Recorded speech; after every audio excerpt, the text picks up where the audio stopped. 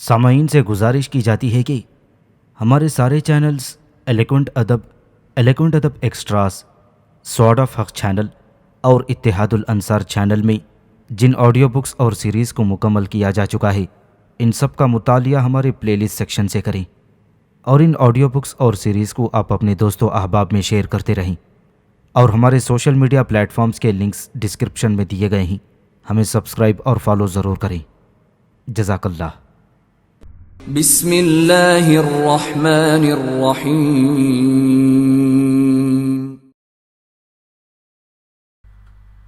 ابلیکا، صدیوں کے سکوت میں لپٹی ایک حسین داستان۔ مصنف اسلم راہی MA۔ ایپیسوڈ 188۔ یوناف اور کیرش دونوں میاں بیوی ایک روز اپنی قیامگاہ کے اس کمرے میں بیٹھے تھے جس کے وسط میں تنور تھا، جس میں آگ جلا کر اس کمرے کو گرم رکھا جا سکتا تھا۔ ان دنوں سردی اپنے عروج پر تھی۔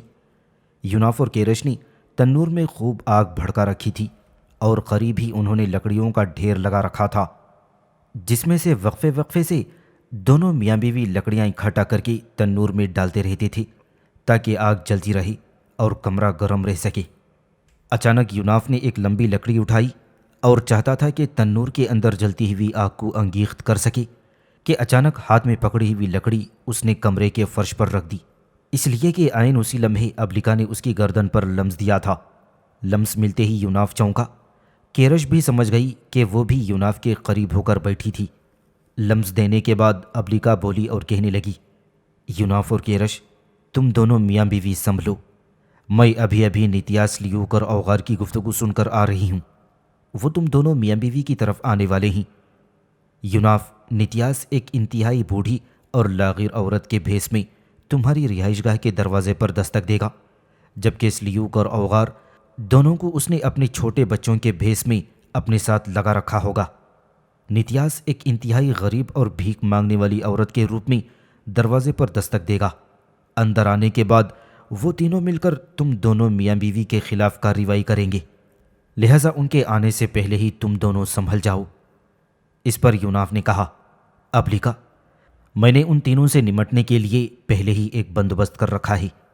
اس کے ساتھ ہی یوناف بڑی تیزی سے اٹھا، ساتھ والے کمرے میں گیا اور لوہے کی بڑی بڑی موٹی سلاخیں لے آیا، جن کے ایک طرف پکڑنے کے لیے موٹی لکڑی کے دستے لگے ہوئے تھے۔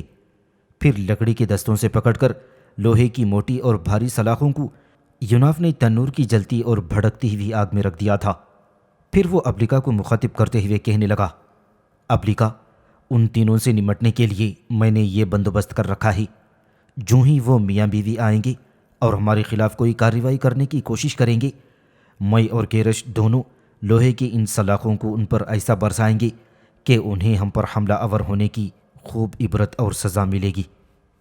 اس پر ابلیکا نے کہا، یوناف، میں تمہارے اس انتظام سے مطمئن ہوں، لیکن اس کے ساتھ ہی ساتھ ان کی آمد سے پہلے تنور سے تھوڑا آگے اپنا سری عمل کرتے ہوئے حصار کھینچ دو تاکہ وہ تینوں اس حصار کو عبور کر کے تم پر حملہ آور نہ ہو سکیں، اور تم جب چاہو لوہے کی ان گرم سلاخوں کو استعمال کرنے کے لیے حصار کو عبور کر کے ان پر نزول کر سکو۔ اس پر یوناف بولا اور کہنے لگا، ہاں ابلیکا، تمہاری یہ بھی تجویز درست ہے، میں ابھی اس پر عمل کرتا ہوں۔ ابلیکا نے کہا، سنو یوناف، پہلے میری بات سنو، ابھی میں نے اپنی گفتگو تمام نہیں کی۔ یہ پہلی اطلاع ہے جو میں نے تمہیں دی ہے۔ ابھی نتیاس لیوک اور اوغار اپنی کوہستانی آماجگاہ سے نکلے نہیں ہیں، کچھ دیر تک وہ تمہاری طرف روانہ ہوں گے۔ اتنی دیر تک میں تمہارے لیے جو دوسری خبر رکھتی ہوں وہ سنانا چاہتی ہوں۔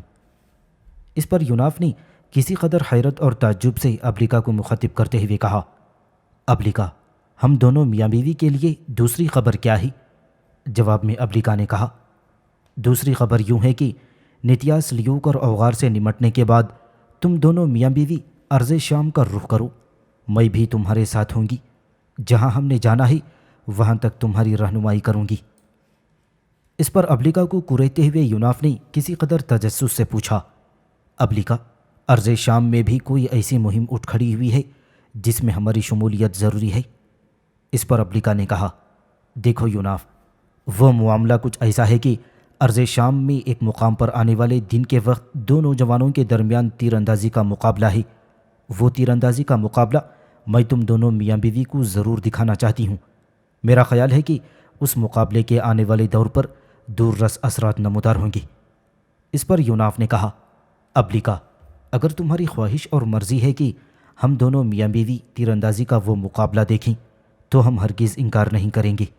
نتیاس لیوک اور اوغار سے نمٹنے کے بعد جب تم چاہو گی ہم تمہارے ساتھ ارض شام کی طرف روانہ ہو جائیں گے۔ ابلیکا نے خوشی کا اظہار کرتے ہوئے کہا، اب تم دونوں میاں بیوی خاموشی سے نتیاس لیوک اور اوغار کی آمد کا انتظار کرو۔ میں یہیں رہوں گی، سارے حالات پر نگاہ رکھوں گی، اور جب میں نے محسوس کیا کہ میری مداخلت ضروری ہو گئی ہے تو پھر تم دیکھنا میں ان تینوں کے خلاف تمہاری حمایت میں کس طرح حرکت میں آتی ہوں۔ اس کے ساتھ ہی ابلیکا ہلکا سا لمس دیتی ہوئی یوناف کی گردن سے علیحدہ ہو گئی تھی۔ یوناف اور کیرش دونوں میاں بیوی پہلے کی طرح تنور کے پاس بیٹھ کر اپنے آپ کو گرم رکھنے کے ساتھ باہم گفتگو کرتے ہوئے وقت گزارنے لگے تھے۔ رات جو کافی گہری ہو چکی تھی آہستہ آہستہ رینگتی ہوئی گزرتی چلی جا رہی تھی۔ چاروں طرف خاموشی اور سناٹے کا پہرا تھا، گویا ہر چیز خواب کی گہری اور لطف اندوز آغوش میں اپنے اطراف و اکناف سے بے خبر ہو چکی ہو۔ ایک بار آگے جھک کر یوناف اور کیرش نے دیکھا۔ انہوں نے لوہے کی ان سلاخوں کا جائزہ لینے کے بعد یوناف کیرش کو مخاطب کر کے کچھ کہنا ہی چاہتا تھا کہ اسی لمحے دروازے پر زوردار دستک ہوئی۔ اس دستک پر یوناف اور کیرش نے چونک کر ایک دوسرے کی طرف دیکھا۔ پھر یوناف اٹھا، اپنا خنجر اس نے نکالا، اس پر اس نے اپنا سری عمل کیا اور تنور کے سامنے اس نے ایک حصار کھینچ دیا تھا تاکہ اس حصار کو عبور کر کے نتیاس لیوک اور اوغار ان دونوں میاں بیوی پر اچانک حملہ آور ہو کر فائدہ حاصل نہ کر سکیں۔ اس کے بعد یوناف نے کیرش کی طرف دیکھا اور بڑی رازداری اور سرگوشی میں اسے مخاطب کرتے ہوئے کہنے لگا، کیرش تم یہیں بیٹھو، میں دروازہ کھولتا ہوں۔ اس پر کیرش اپنی جگہ سے اٹھ کھڑی ہوئی اور پھر کہنے لگی، نہیں، میں آپ کو اکیلے جانے نہیں دوں گی۔ ہو سکتا ہے اندر داخل ہوتے ہی وہ تینوں آپ کے خلاف حرکت میں آ جائیں، اس لیے میں آپ کو اکیلا نہیں جانے دوں گی، لہٰذا میں آپ کے ساتھ ضرور جاؤں گی۔ یوناف نے کیرش کی اس بات کو تسلیم کر لیا اور دونوں میاں بیوی کمرے سے نکل کر دروازے کی طرف بڑھے تھے۔ دروازے کے قریب جا کر یوناف کسی قدر بلند آواز میں بولا اور پوچھنے لگا، کون ہے؟ باہر سے کسی کی کپ کپاتی ہوئی دکھ آمیز اور لاچار سی آواز سنائی دی، دیکھ بیٹا، میں دکھ کی ماری ایک بوڑھیا ہوں، دن بھر بھیک مانگ کر اپنا اور اپنے بچوں کا پیٹ پالتی ہوں۔ آج نواحی بستی میں بھیک مانگتے ہوئے دیر ہو گئی، رات کافی ہو چکی ہے، ادھر سے گزر رہی تھی، سوچا کیوں نہ رات یہیں قبرستان کی اس عمارت میں بسر کر لی جائے۔ میں نے تم دونوں میاں بیوی کی سخاوت اور رحم دلی کے بڑے قصے سن رکھے ہیں، میں امید رکھتی ہوں کہ تم مجھے اور میرے معصوم بچوں کو رات یہاں بسر کرنے کی اجازت دے دو گی۔ اس پر یوناف پھر بولا اور پوچھنے لگا، خاتون تیرے ساتھ کون کون ہے؟ اس پر باہر سے پھر آواز آئی، میرے ساتھ میری بیٹی اور میرا بیٹا ہے، دونوں ابھی معصوم اور نابالغ ہیں اور بھیک مانگنے کے کام میں دونوں ہی میری مدد کرتے ہیں۔ اس سے آگے یوناف نے کچھ نہ پوچھا، ہاتھ آگے بڑھا کر اس نے دروازہ کھول دیا تھا۔ جو ہی دروازہ کھلا ایک انتہائی لاغر اور بوڑھی خاتون اندر داخل ہو گئی۔ اس کے ساتھ دو چھوٹے بچے تھے، ایک کا بازو اس نے اپنے دائیں ہاتھ میں، دوسرے کا اس نے بائیں ہاتھ میں پکڑ رکھا تھا۔ دائیں ہاتھ والا لڑکا تھا اور بائیں ہاتھ والی لڑکی۔ جو ہی وہ بوڑھی خاتون اندر داخل ہوئی، یوناف نے دروازے کو پھر زنجیر لگا دی۔ پھر وہ اس بوڑھی خاتون کو مخاطب کرتے ہوئے کہنے لگا، خاتون تو میرے ساتھ آ، تو چونکہ بھیک مانگنے والی لاچار اور بے بس عورت ہے، تاہم ہم دونوں میاں بیوی رات بسر کرنے کے لیے تجھے ضرور پناہ دیں گے۔ اس کے ساتھ ہی کیرش اور یوناف دونوں میاں بیوی آگے آگے اس کمرے کی طرف چل دیے تھے جس سے وہ اٹھ کر گئے تھے۔ وہ بوڑھی خاتون اور دونوں بچے بھی پیچھے پیچھے اس کمرے کی طرف بڑھے تھے۔ کمرے کے دروازے کے قریب جا کر یوناف نے کیرش کو مخصوص اشارہ کیا، جس کے جواب میں پہلے کیرش اس کمرے میں داخل ہو گئی۔ یوناف رک گیا، اس کے بعد اس نے بوڑھی خاتون کو اس کمرے میں داخل ہونے کا اشارہ کر دیا۔ وہ بوڑھی خاتون دونوں بچوں کو لے کر بے محابہ اس کمرے میں داخل ہو گئی۔ آخر میں یوناف اس کمرے میں داخل ہوا اور جس جگہ سے وہ خود اور کیرش حصار کو پار کر گئے تھے، وہاں اپنی خنجر سے یوناف نے حصار کو پھر درست کر دیا تھا۔ اس کے بعد یوناف پہلے کی طرح کیرش کے پہلو میں بیٹھ گیا تھا۔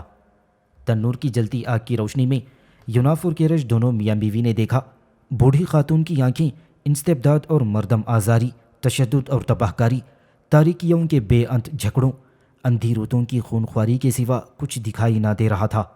تھوڑی دیر تک یناف اور کیرش دونوں میاں بیوی اس بوڑھی خاتون اور دونوں بچوں کا جائزہ لیتے رہے۔ پھر یناف نے کہا، اور ویرانیاں پھیلاتے بگولوں اور آزار و گزن دیتے طوفانوں اور گرجتی دہاڑتی آندھیوں کی سی آواز میں وہ اس بوڑھیا کو مخاطب کرتے ہوئے کہنے لگا، بوڑھیا، تو مجھے اور میری بیوی کو دھوکہ نہیں دے سکتی۔ تو لاکھ بھیس بدلے، اپنا آپ چھپائے، لیکن میں تو تیری آنکھوں میں جھانک کر تیرے دل میں اٹھنے والے سارے ارادوں اور بدگمانیوں کو بھی جانچ اور بھانپ سکتا ہوں۔ کیا میری طرف سے تیرے لیے یہ انکشاف نیا اور حیران کن ہوگا؟ اے بوڑھی خاتون، تو حقیقت میں نتیاس ہے، اور تیرے ساتھ یہ جو دو بچے ہیں یہ حقیقت میں سلیوک اور اوغار ہیں، اور تم تینوں نے یہ روپ دھارا ہے تاکہ اس روپ میں تم لوگ ہم دونوں میاں بیوی پر حملہ آور ہو اور ہمیں نقصان پہنچاؤ۔ یناف کی اس گفتگو سے وہ تینوں حرکت میں آئی۔ پھر وہ بڑھیا اور دونوں بچوں کا روپ چھوڑ کر اپنے اصل روپ نتیاس لیوک اور اوغار کے روپ میں یناف اور کیرش کے سامنے نمودار ہو گئے تھے۔ یناف اور کیرش نے اندازہ لگایا اس سمے ان تینوں کی حالت ستم کی آگ کے ایندھن، درد کی خونی چوڑیلوں اور دھول لہو کے گرد و غار جیسی ہو کر رہ گئی تھی۔ اس کے بعد نتیاس بولا اور حشر برپا کرتی طغیانیوں، دھواں دھواں غبار میں تل ملاتی مضطرب لہروں اور وحشت کے ہیولوں میں چنگھاڑتے ناچتے شولوں کی طرح یناف کو مخاطب کرتے ہوئے کہنے لگا، دیکھ نیکی کے نمائندے، تو نے ابھی تک نہ ہمیں سمجھا ہے اور نہ جانچا اور بھالا ہے۔ ہم تو وہ قوتیں ہیں جو جیون کو دھواں دھواں تاریکی میں بدل کر رکھ دیتے ہیں۔ ہم وہ طاقت ہیں جو لوگوں میں طوفان اٹھانے کے انداز پیدا کر دیتے ہیں۔ ہم اپنے دشمنوں کے لیے تنہائی کے تہخانوں میں موت کی گاڑی خونی کوہر اور درد و الم کی آگ بن کر نمودار ہو جانے والے ہیں۔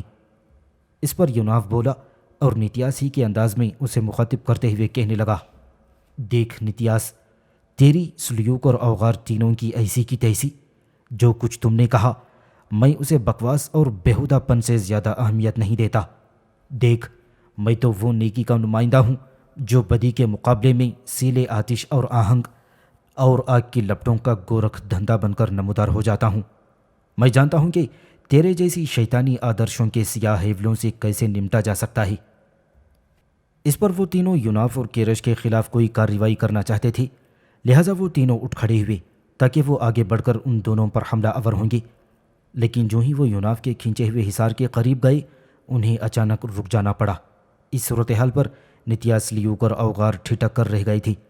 پھر عین اسی موقع پر نتیاس نے اپنے منہ سے حیرت انگیز آگ نکالی۔ وہ آگ اس نے اس حصار پر پھینکی جو یناف نے کھینچا تھا۔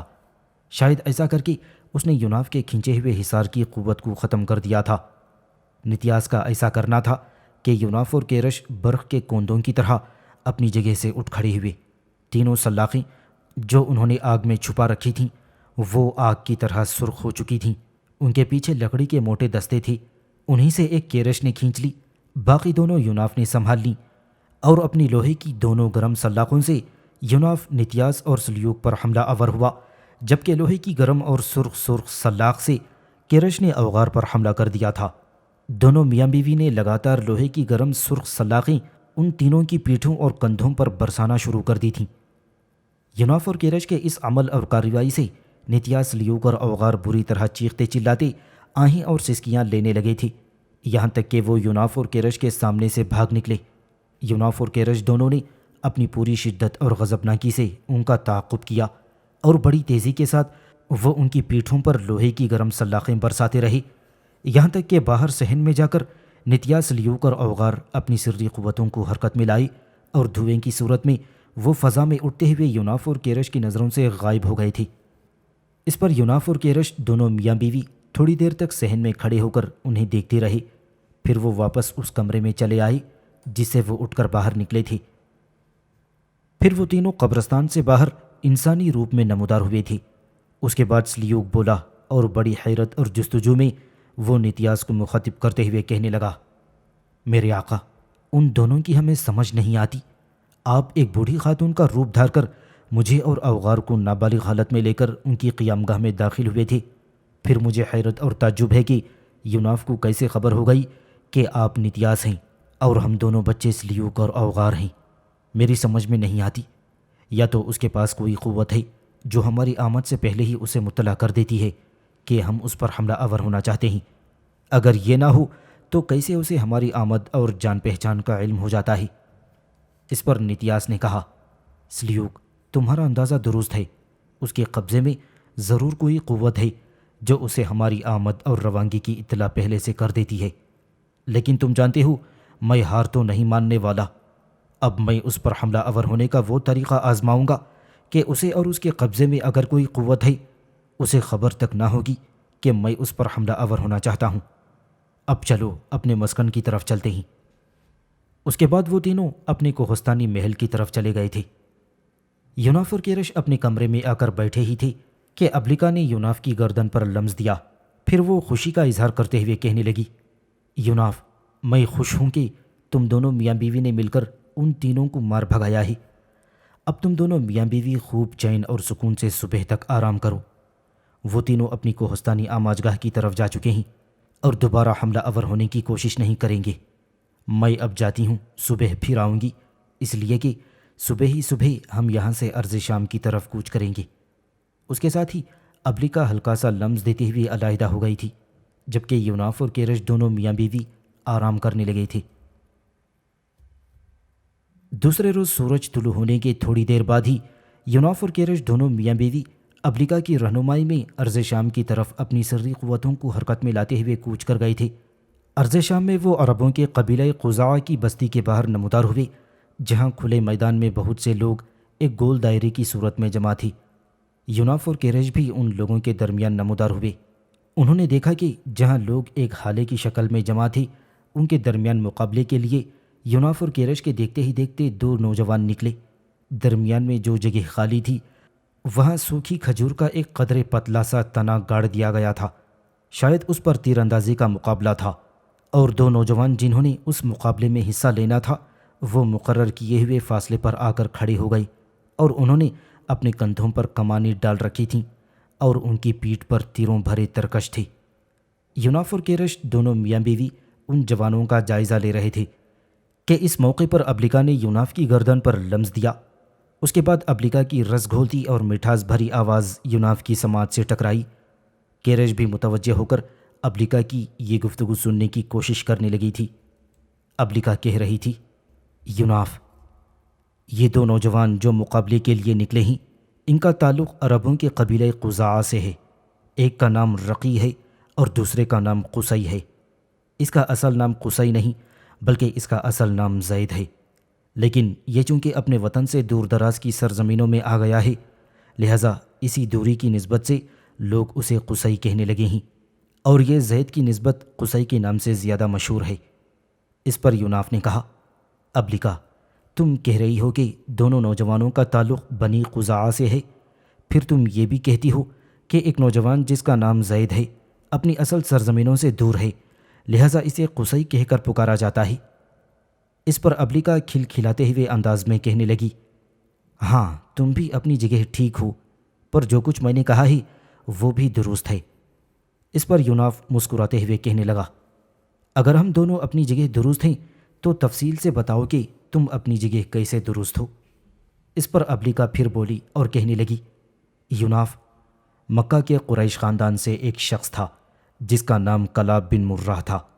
اس کلاب بن مرہ کی بیوی کا نام فاطمہ بنت سعد تھا اور یہ بنو کنانا سے تھی۔ فاطمہ بنت سعد کے بطن سے کلاب بن مرہ کے دو بیٹے پیدا ہوئے، ایک زہرہ بن کلاب اور دوسرا زید بن کلاب۔ کہتے ہیں کلاب بن مرہ جوانی میں ہی فوت ہو گیا۔ اپنے شوہر کے مرنے کے بعد اس کی بیوہ فاطمہ بنت سعد نے ایک شخص ربیہ بن حرام سے شادی کر لی۔ اس ربیہ بن حرام کا تعلق چونکہ شام میں رہنے والی بنو قزاع سے تھا، لہٰذا نکاح کے بعد ربیہ بن حرام اپنی بیوی فاطمہ بنت سعد کو مکہ سے ارض شام لے کر آیا۔ فاطمہ بنت سعد کا بڑا بیٹا زہرہ بن کلاب تو خاصا بڑا تھا، لہٰذا جب اس کی ماں فاطمہ بنت سعد نے دوسرا نکاح کیا تو مکہ میں ہی اپنی قوم کے پاس رہ گیا، مگر دوسرا بیٹا جس کا نام زید تھا اسے اب قصی کہہ کر پکارا جاتا ہے۔ یہ چونکہ ابھی شیرخوار تھا اس لیے اپنی والدہ فاطمہ بنت سعد کے ساتھ مکہ سے ارض شام کی طرف چلا آیا۔ یہیں وہ زید جوان ہوا اور قصی کہلایا۔ یہی قصی اس وقت مقابلہ کرنے کے لیے میدان میں کھڑا ہے۔ دیکھو یوناف، یہ زید جسے ہم قصی کہہ کر پکارتے ہیں، اس کا باپ کلاب بن مرہ بنو قریش سے تھا۔ اب ابلیکا ہلکا سا لمس دیتی ہوئی یوناف کی گردن سے علیحدہ ہو گئی تھی۔ مقابلے اور مقابلے میں حصہ لینے والے دونوں نوجوانوں کو اس لکیر پر کھڑا کر دیا گیا تھا کہ وہاں سے تیر چلا کر کھجور کے تنے کو اپنا ہدف بنائیں۔ دونوں جوانوں کو 5 تیر دیے گئے تھے جو انہوں نے کھجور کے تنے پر پیوست کرنے تھے۔ دونوں جوان حرکت میں آئی۔ زید جسے قصی کہہ کر پکارا جاتا تھا، اس کے 5 تیر کھجور کے تنے میں پیوست ہو گئے۔ اس کے مقابلے میں حصہ لینے والا دوسرا جوان جس کا نام رقی تھا، اس کے تیر کھجور کے تنے میں پیوست نہ ہو سکے۔ قصی جب مقابلہ جیت گیا تو دوسرا جوان رقی بڑا غضبناک ہوا۔ پہلے مقابلے میں حصہ لینے والے دونوں جوانوں میں گفتگو ہوئی، نزاع بڑھا اور ایک دوسرے کو ناگفتار باتیں کہنی شروع کر دیں۔ معاملہ یہاں تک بڑھا کہ دونوں نوجوانوں میں آپس میں ہاتھا پائی ہونے لگی تھی، مگر مقابلے کے انتظام کرنے والے لوگ بیچ میں آ گئے اور اس طرح بچ بچاؤ ہو گیا۔ اس موقع پر ہارنے والا نوجوان جس کا نام رقی تھا، اس نے تانا دینے کے انداز میں زید یعنی قصی کو مخاطب کرتے ہوئے کہا، تو ہمارے خاندان سے تو ہے نہیں، اگر اتنا ہی اچھا، اتنا ہی بہادر اور اتنا ہی دلیر اور جرأت مند ہے تو پھر اپنے خاندان میں کیوں نہیں چلا جاتا؟ مقابلہ ہارنے والے جوان رقی کے یہ الفاظ زید یعنی قصی کے دل پر تیر بن کر چلے تھے، اور اس نوجوان کے تانا دینے پر اسے شک ہو گیا تھا کہ شاید اس کا تعلق بنو قزاعہ سے نہیں ہے، لہٰذا وہ میدان سے نکل کر بستی کی طرف بھاگا۔ اس موقع پر ابلیکا نے یوناف کی گردن پر لمس دیا اور کہنے لگی، یوناف، یہ زید یعنی قصی اپنے گھر کی طرف بھاگا ہے، شاید اپنے ماں سے اپنی اصلیت کو ریتنے کی کوشش کرے گا، لہٰذا اس گفتگو سے لطف اندوز ہونے کے لیے تم میاں بیوی اپنی سری قوتوں کو حرکت میں لاؤ تاکہ قصی کا تعاقب کرتے ہیں، پھر دیکھتے ہیں یہ اپنی ماں سے کیا گفتگو کرتا ہے۔ ابلیکا کے کہنے پر یوناف اور کیرش دونوں میاں بیوی اپنی سری قوتوں کو حرکت میں لائی۔ انسانی اور حیوانی آنکھوں سے اوجھل ہو گئی تھی، وہ قصی کے تعاقب میں لگ گئے تھے۔ قصی بھاگتا ہوا گھر میں داخل ہوا۔ اس وقت اس کا سوتیلا باپ ربی بن حرام گھر پر نہیں تھا، لیکن اس کی ماں فاطمہ بنت سعد اپنے بیٹے رضاح بن ربی کو اپنے ساتھ بٹھائے باتیں کر رہی تھی۔ رضاح قصی کی ماں سے سگا اور باپ سے سوتیلا بھائی تھا۔ غصے کی حالت میں قصی بھاگتا ہوا اپنی ماں فاطمہ بنت سعد کے پاس آیا۔ اس کی حالت دیکھتے ہوئے فاطمہ بنت سعد گھبراہٹ اور فکر مندی میں اپنی جگہ سے اٹھ کھڑی ہوئی۔ ربیہ سے فاطمہ بنت سعد کا بیٹا رضا بھی کھڑا ہو گیا تھا۔ قصی قریب آیا۔ یوناف اور کیرش بھی انسانی نگاہوں سے اوجھل رہ کر سارے منظر کا نظارہ کر رہے تھے۔ پھر قریب آ کر قصی نے اپنی ماں کو مخاطب کرتے ہوئے پوچھا، ماں، بتا تیرا باپ کون ہے؟ قصی کے اس غیر متوقع اور اچانک سوال پر ربیہ گھبراہٹ کا شکار ہو گئی تھی۔ وہ انتہائی پریشانی کے انداز میں اپنے بیٹے قصی کی طرف دیکھتی رہی، ایک نگاہ اپنے دوسرے بیٹے رضا پر ڈالی جو قصی کے سوال پر، ایک نگاہ اپنے دوسرے بیٹے زرع پر ڈالی کہ جو کبھی قصی کے سوال پر اپنے بھائی قصی کی طرف دیکھتا اور کبھی ماں فاطمہ بنت سعد کی طرف دیکھتا رہ گیا تھا۔ حالات کا جائزہ لیتے ہوئے فاطمہ بنت سعد بولی اور قصی کو مخاطب کرتے ہوئے کہنے لگی، قصی میرے بیٹے، تمہارے باپ کا نام ربیہ ہے، تم کیوں اس قسم کے فضول اور غیر متعلق سوال کرتے ہو؟ اس پر قصی پھر بولا اور کسی قدر غصے کی حالت میں کہنے لگا، ماں، اگر میرا اور میرے بھائی رضا کا باپ ربیہ بن حرام ہے تو لوگوں نے مجھے تانا کیوں دیا ہے؟ اس پر فاطمہ بنت سعد نے بڑی اذیت اور تکلیف دہ انداز میں اپنے بیٹے کو مخاطب کرتے ہوئے پوچھا، کس نے تمہیں تانا دیا ہے؟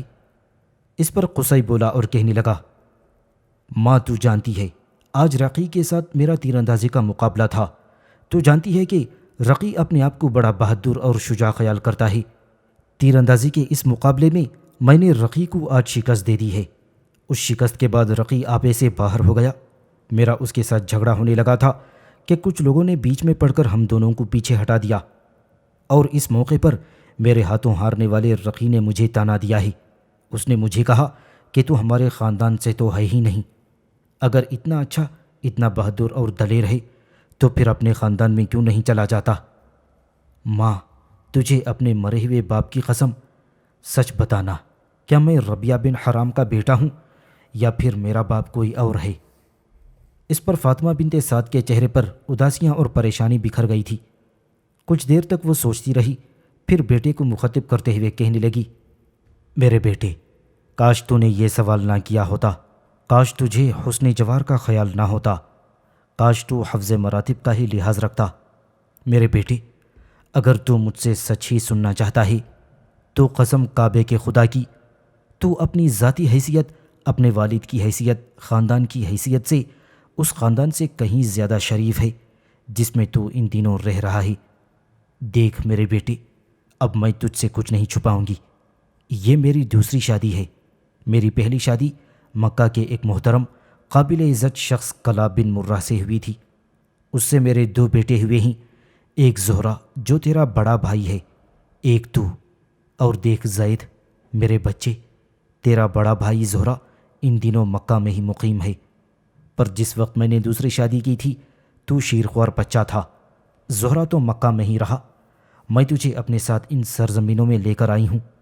دیکھ میرے بچے، تیرا گھرانہ اس گھرانے سے بہت اشرف اور معزز ہے جس میں تو رہ رہا ہے، اور یہ بات میرا موجودہ شوہر ربیہ بن حرام بھی تسلیم کرتا ہے۔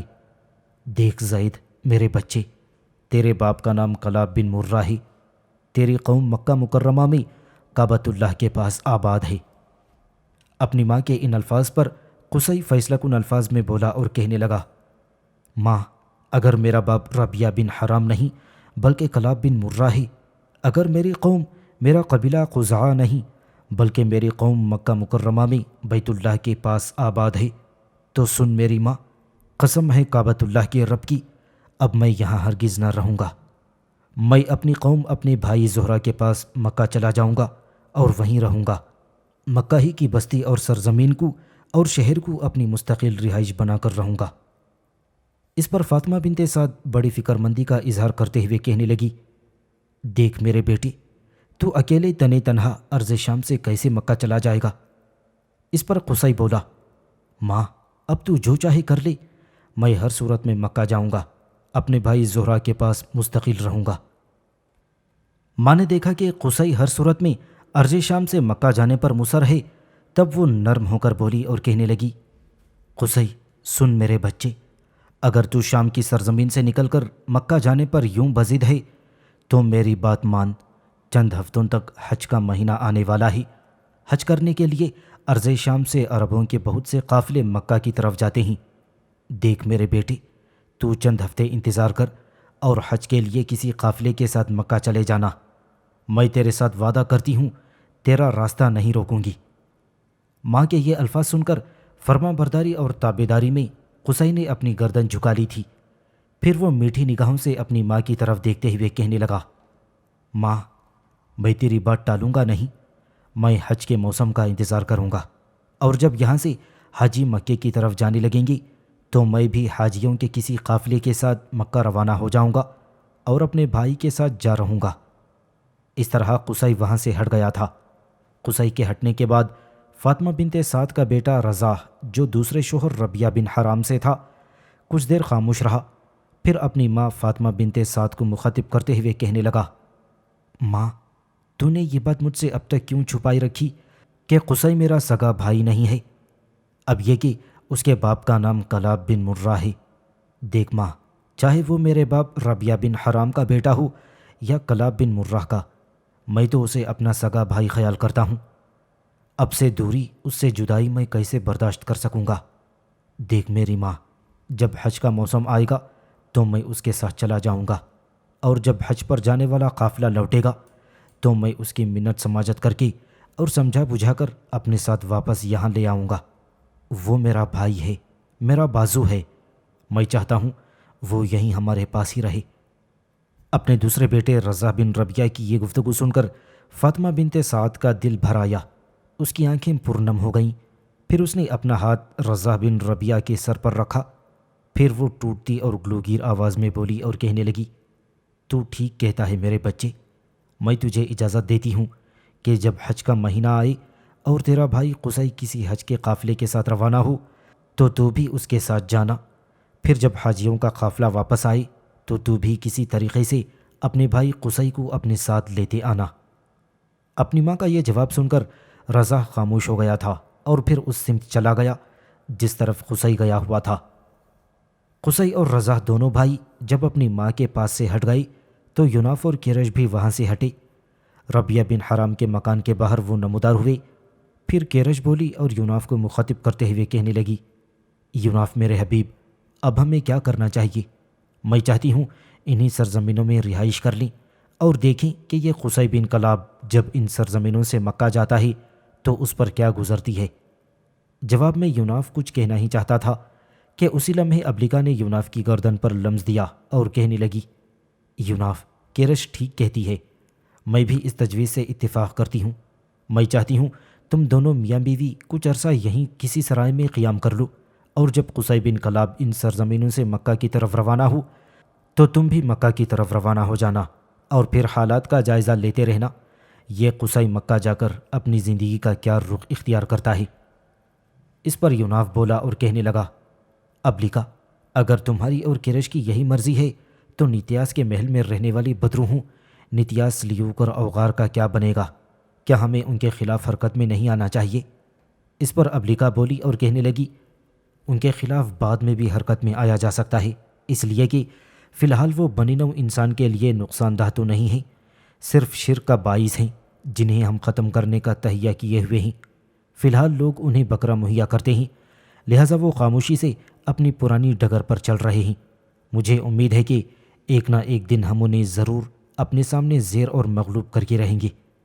یہاں تک کہنے کے بعد ابلیکا لمحہ بھر کے لیے رکی، پھر وہ اپنا سلسلہ کلام جاری رکھتے ہوئے کہنے لگی، یوناف، میں جانتی ہوں اس سے پہلے میرا تمہارا اور کرش کا واسطہ نتیاس، لیوک اور اوغار جیسی طاقتور اور گناہ کی دل دادہ قوتوں سے نہیں پڑا۔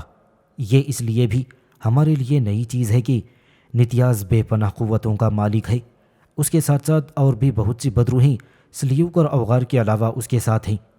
وہ ہمارے دام اور ہماری گرفت میں نہیں آ رہا، لیکن وہ وقت دور نہیں جب ہم اسے اپنی گرفت میں ضرور کریں گے۔ فی الحال تم دونوں میاں بیوی انہی سرزمینوں میں قیام کرو اور قصی پر بیتنے والے حالات کا جائزہ لو۔ یوناف نے ابلیکا کی اس تجویز کو قبول کر لیا تھا۔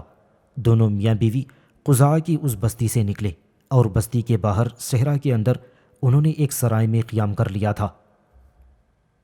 جب حج کا زمانہ آیا تو قصی بن کلاب حج کے کاروان کے ساتھ مکہ کی طرف روانہ ہو گیا۔ اس کا بھائی زرہ بن ربیہ بھی اس کے ساتھ چل دیا تھا، اور یوناف اور کرش بھی مکہ کی طرف جانے والے حاجیوں کے کارواں میں شامل ہو چکے تھے۔ مکہ پہنچ کر قصی حاجیوں کے قافلے سے علیحدہ ہوا۔ اس کا بھائی زرہ بن ربیہ بھی اس کے ساتھ تھا۔ دونوں مکہ کے لوگوں سے پوچھتے ہوئے ایک گھر کے دروازے پر رکے، پھر اس دروازے پر قصی بن کلاب نے دستک دی۔ تھوڑی دیر بعد ایک شخص نے دروازہ کھولا۔ قصی بن کلاب اور زرہ بن ربیہ نے دیکھا وہ شخص آنکھوں سے اندھا تھا، اس کے ایک ہاتھ میں لاٹھی تھی جس کے سہارے وہ چلتا تھا۔ دروازہ کھولنے کے بعد وہ بولا اور پوچھنے لگا، کون ہو تم اور کیوں میرے گھر کے دروازے پر دستک دی ہے؟ اس پر قصی بن کلاب بولا اور اسے مخاطب کرتے ہوئے پوچھنے لگا، کیا میں تمہارا نام جان سکتا ہوں؟ اس پر وہ اندھا بولا اور کہنے لگا، میرا نام زہرہ بن کلاب ہے۔ قصی بن کلاب جان گیا کہ وہ اس کا بھائی ہے اور اندھا ہو چکا ہے۔ اس کا دل چاہا کہ بھاگ کر آگے بڑھے اور اپنے بھائی سے لپٹ جائے، پر اس سے پہلے وہ اپنے بھائی سے پوری طرح اپنا تعارف کروا لینا چاہتا تھا۔ تھوڑی دیر تک وہ بڑے شوق سے اپنے بھائی زہرہ بن کلاب کی طرف دیکھتا رہا اور پھر پوچھنے لگا، کیا تم کسی ایسی خاتون کو جانتے ہو جس کا نام فاطمہ بنت سعد ہو؟ قصی بن کلاب کے ان الفاظ سے زہرہ بن کلاب اداس اور افسردہ ہو گیا تھا۔ پھر قصی بن کلاب اور زرہ بن ربیہ کے دیکھتے ہی دیکھتے اس کی آنکھوں میں نمی آ گئی۔ اس کے بعد اس نے اپنے آپ کو کسی قدر سنبھالا اور ڈوبتی ہوئی آواز میں کہنے لگا، فاطمہ بنت سعد، وہ مجھ بد نصیب کی ماں تھی۔ ہائے حیف، وقت اور زمانے نے بھائی اور ماں کے درمیان دوری اور بہت حائل کر دیا تھا۔ سن اجنبی، میں نہیں جانتا تو کون ہے اور فاطمہ بنت سعد میری ماں کہاں ہے۔ اگر وہ زندہ ہے تو میری دعا ہے کہ جہاں بھی ہو خوش رہے، لیکن میرے باپ کے مرنے کے بعد اس نے بنو قزاع کے ایک شخص ربیہ بن حرام سے نکاح کر لیا تھا۔ وہ ایسی شفیق ماں تھی کہ مجھے بھی اپنے ساتھ لے جانا چاہتی تھی، پر میں نے مکہ ہی میں رہنا پسند کیا۔ اس پر قصی بن کلاب بولا اور پوچھنے لگا، اے زہرہ بن کلاب، کیا تمہارا کوئی دوسرا بھائی بھی تھا؟ اس پر زہرہ بولا، ہاں، میرا ایک چھوٹا بھائی تھا۔ جس وقت میری ماں نے نکاح کیا تھا اس وقت وہ شیرخوار تھا، لہٰذا میری ماں اسے اپنے ساتھ لے گئی۔ اس کا نام زید بن کلاب تھا۔ قصی اب اسے زیادہ برداشت نہ کر سکا، وہ آگے بڑھا اور زہرہ سے بری طرح لپٹ گیا۔ پھر اپنے منہ کو اس کے کان کے قریب لے جاتے ہوئے بڑے پیار سے کہنے لگا، زہرہ میرے بھائی، میں تیرا چھوٹا بھائی زید بن کلاب ہوں۔ آج تک اپنے آپ کو زید بن ربیہ ہی سمجھتا رہا، لیکن چند ہفتے پہلے مجھے پتہ چلا ہے کہ میں زید بن ربیہ نہیں بلکہ زید بن کلاب ہوں۔ یہ انکشاف ہونے پر دیکھ میرے بھائی، میں تجھ سے ملنے آیا ہوں اور ارض شام کے بجائے مکہ میں رہنے کا ارادہ رکھتا ہوں۔ قصی بن کلاب کے اس انکشاف پر زہرہ بن کلاب کا دل بھر آیا۔ لاٹھی اپنی اس نے ایک طرف پھینک دی، پھر وہ اپنی پوری قوت کے ساتھ قصی بن کلاب سے لپٹ گیا تھا۔ تھوڑی دیر تک وہ اسے پیار کرتا رہا، پھر وہ بولا اور کہنے لگا، میں محسوس کرتا ہوں تیرے ساتھ کوئی اور بھی ہے۔ اس پر قصی بولا اور کہنے لگا، ہاں، میرے ساتھ میرا بھائی ہے، یہ ہم دونوں کا ماں سے سگا اور باپ سے سوتیلا بھائی ہے، اس کا نام زرہ بن ربیہ ہے۔ اس پر زہرہ بولا اور کہنے لگا، اسے آگے لاؤ تاکہ میں اس سے بھی مل لوں۔ اس پر زرہ بن ربیہ خود آگے بڑھا، زہرہ سے لپٹ گیا اور زہرہ نے بھی اسے اپنے ساتھ لپٹا کر پیار کیا۔ پھر وہ ان دونوں کو مکان کے اندر لے گیا۔ اس طرح قصی بن کلاب اور زرہ بن ربیہ نے زہرہ کے یہاں قیام کر لیا تھا۔ یوناف اور کیرش دونوں میاں بیوی یہ سارا منظر دیکھتے رہے۔ جب تینوں بھائی گھر کے اندر چلے گئے تو یوناف اور کیرش نے بھی مکے کی ایک سرائے میں قیام کر لیا تھا۔ جب حج کا زمانہ ختم ہوا تو رضا بن ربیہ نے اپنے بھائی قصی بن کلاب کو اس بات پر آمادہ کرنے کی کوشش کی کہ وہ واپس اپنی ماں فاطمہ بنت سعد کے پاس چلے، لیکن قصی بن کلاب نے واپس جانے سے انکار کر دیا۔ تب رضا بن ربیہ بیچارہ مجبور ہو کر حج کے قافلے کے ساتھ ارض شام کی طرف لوٹ گیا تھا۔ یوناف اور کیرش دونوں میاں بیوی ایک روز مکے کی سرائے میں اپنے کمرے میں بیٹھے ہوئے تھے کہ کیرش یوناف کو مخاطب کرتے ہوئے کہنے لگی، اب جب کہ ہم نے مکے کی اس سرائے میں قیام کر لیا ہے تو آپ مجھے مکہ اور اس پر حکومت کرنے والوں کے حالات تفصیل سے نہ سنائیں گے تاکہ میرے علم میں یہاں رہتے ہوئے اضافہ ہو جائے۔ آپ تو اکثر و بیشتر اس شہر میں آتے رہے ہوں گے، لہٰذا اس شہر کے سارے حالات خوب جانتے ہوں گے۔ اس پر یوناف بولا اور کہنے لگا، ہاں، میں تمہیں اس شہر کے حالات سناتا ہوں۔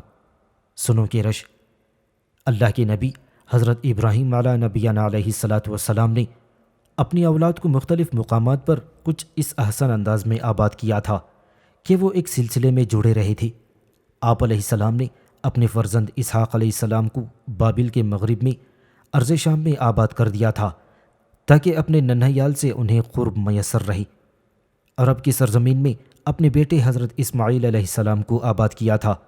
ان کا ننھیال چونکہ مصر مغرب میں واقع تھا اور انہیں یہاں آباد کرنے کا مقصد یہ تھا کہ بوقت ضرورت اسماعیل اور ان کا ننھیال ایک دوسرے کی اعانت کر سکیں۔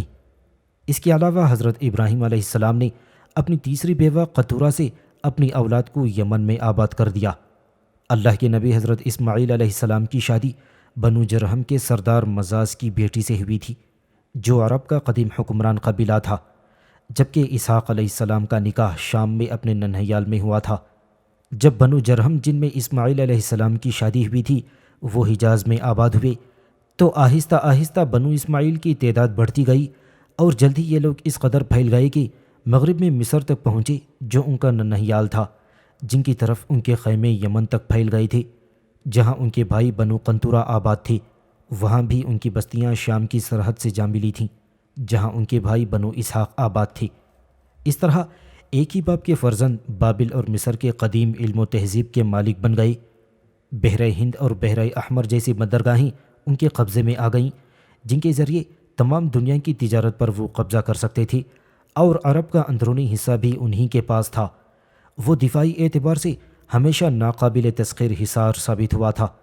جب اللہ کے نبی حضرت اسماعیل کی اولاد اور بنو جرہم حجاز کی سرزمین پر خوب پھیل گئی تو بنو عمالقہ کے بادشاہ ثمیدہ بن ہود بن حضر بن مازن نے ان پر حملہ کر دیا۔